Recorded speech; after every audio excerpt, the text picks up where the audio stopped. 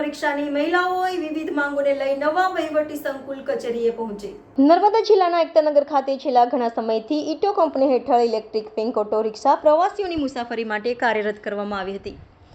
જે રિક્ષાઓ હાલ મહિલાઓ ચલાવી રહી છે। આ રિક્ષાઓ સ્ટેચ્યુ ઓફ યુનિટીના વિવિધ પરિસરમાં પ્રવાસીઓને લાવવા લઈ જવાનું કાર્ય કરતી હતી, પરંતુ વહીવટીતંત્ર દ્વારા અમુક રૂટો પર ઇલેક્ટ્રિક બસની ફ્રી સેવા પ્રવાસીઓ માટે શરૂ કરવામાં આવતા પિંક ઓટો ઇલેક્ટ્રિક રિક્ષા ચલાવતી મહિલાઓની રોજગારીમાં તૂટ પડી છે।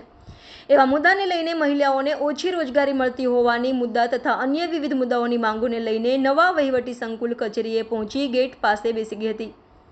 સત્તામંડળના પોલીસ અધિકારી તત્કાલ ઘટના સ્થળ પહોંચી બહેનોને સંભાળ્યા હતા। ઘટનાને પગલે ઇટો કંપનીના સંચાલક પણ તત્કાલ કચેરીએ પહોંચ્યા હતા તથા મહિલાઓને વિવિધ માંગોને લઈ સ્ટેચ્યુ ઓફ યુનિટીના નાયબ કલેક્ટર શ્રી સાથે મીટિંગ કરી હતી। આ મીટિંગ ઘણો લાંબો સમય ચાલી હતી।